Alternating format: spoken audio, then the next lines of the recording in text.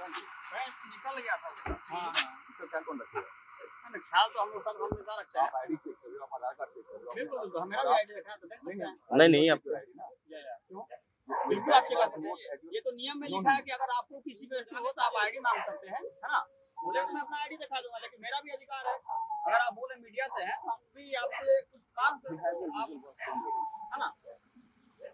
इस चुनावी समर में जब आप सड़कों पर निकलेंगे तब आपको पुलिस वाले हाथ देंगे, आपकी गाड़ियों की तलाशी लेंगे, और वो इसलिए लिया जाता है ताकि आप अपने साथ कहीं रुपया पैसा या फिर अवैध सामान तो नहीं ले जा रहे हैं, ये चेक किया जाता है। लेकिन ये चेक करते समय शायद पुलिस वाले ये बात भूल जाते हैं कि वो जिस अधिकार के तहत लोगों को चेक करते हैं, पब्लिक के पास भी उतना ही अधिकार है कि उनसे सवाल करें, और सवाल इसीलिए हमने पूछा। फिलहाल हम पीपरा में मौजूद हैं। सुपौल के पीपरा विधानसभा से जब हम कवर करके निकल रहे थे और पीपरा थाने के चेक पोस्ट से गुजर रहे थे तो पुलिस वाले ने हमको रोका। सामान्य तौर पे जब रोका जाता है और हम उनको बताते हैं कि हम मीडिया वाले हैं तो हमारी गाड़ी का डिक्की चेक करके हमको आगे छोड़ दिया जाता है। लेकिन भाई साहब थे टीसमार खां हम इसलिए कह रहे हैं क्योंकि आपने टीसमार खां फिल्म देखा होगा, तो उसमें आपको याद होगा कि जो डबल स्टार एसआई होता है या फिर जो अधिकारी होता है वो अपना दबंगई दिखाता है, वैसे ही दबंगई भाई साहब ने हमसे भी दिखाने का प्रयास किया।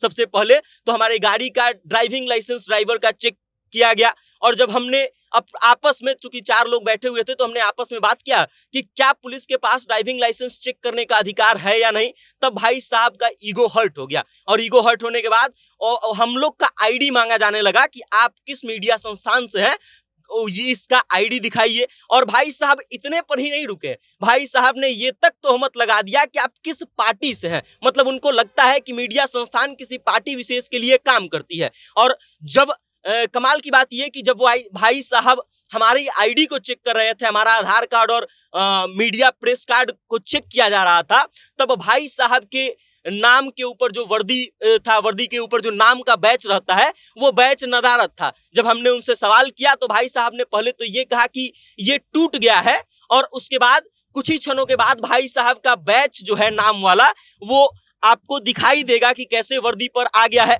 हमने उनसे बातचीत भी किया, छोटा सा विजुअल है उसको भी आप देख लीजिएगा। और प्रशांत किशोर को चूंकि हम लोग कवर कर रहे हैं, जनसुराज की बिहार चुनावी यात्रा को कवर कर रहे हैं, तो उसी दौरान जो है ये सब काम हो रहा था। जनसुराज की तमाम गाड़ियां जो थी, प्रशांत किशोर की काफिले की जो गाड़ियां थी वो लगभग 1-1.5 किलोमीटर पीछे थी, और हम लोग आगे चल रहे थे क्योंकि हम लोगों ने सभा कवर कर लिया था, और हमको चूंकि दिन भर थक चुके हैं कवरेज करके, तो हमको आराम करने के लिए अपने गंतव्य स्थान की ओर जाना था। उसी दौरान हम लोग चल रहे थे, तो हम लोग अपना गाड़ी सबसे आगे लेकर के चल रहे थे। भाई साहब फुल एरोगेंट मूड में चेक किया गया हम लोगों को। भाई साहब का नाम विशाल कुमार था, डबल स्टार थे, पीपरा थाने में एसआई थे, और उनके वर्दी पर जो है बैच नेम बैच नहीं लगा हुआ था, नेम प्लेट नहीं लगा हुआ था। और ये कितना जरूरी है इस बात को आप समझिए कि पुलिस पदाधिकारी कोई भी हो जो वर्दी में रहता है तो उसका वर्दी तभी पूरा माना जाता है जब उसके वर्दी के साथ जूता हो, और जूते के साथ जो है वर्दी पर नेम का बैच लगा हो, ताकि किसी भी व्यक्ति को यह पता चल सके कि जो व्यक्ति हमको चेक कर रहा है उसका नाम क्या है और क्या वो सच में ऑथराइज्ड है कि नहीं। जब उन्होंने देखा कि अब हम माइक निकाल रहे हैं, हम वीडियो फुटेज ले रहे हैं, तब भाई साहब कहने लगे कि नहीं आपके पास भी अधिकार है, आप हमारा आईडी कार्ड चेक कर सकते हैं, आप चाहे तो हम अपना आधार कार्ड आईडी कार्ड आपको दिखा देते हैं।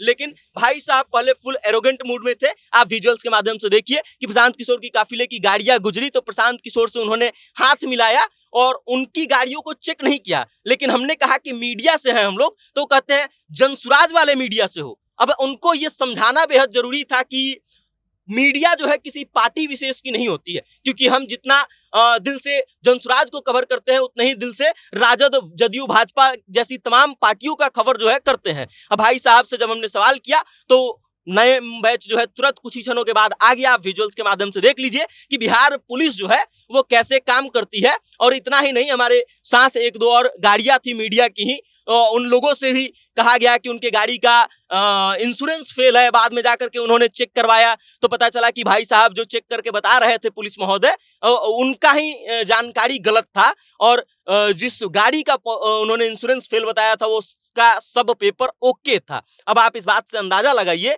कि कैसे बिहार पुलिस के जो अधिकारी हैं, जिनको इस बात की जानकारी लेनी है या फिर लोगों से प्रेम से काम निकालना होता है कि आप किसी व्यक्ति को चेक करने का आपके पास अधिकार है, तो आपके पास उस व्यक्ति के पास भी ये अधिकार है कि आप उसके साथ एरोगेंट ना हो, नम्रता के साथ उसका चेकिंग करें। और भाई साहब फुल एरोगेंट मूड में थे। जब हमने कैमरा निकाला और वीडियो बनाना शुरू किया तो भाई साहब एकदम रिलैक्स मोड में आ गए और कहने लगे कि आप हमारा आईडी देख लीजिए। बाकी अब आप इस वीडियो को लेकर के क्या सोचते हैं, अपनी राय कमेंट करके हम तक भेज दीजिएगा और देखते रहिएगा जनता जंक्शन। मेरा नाम वेद प्रकाश है। बहुत बहुत धन्यवाद।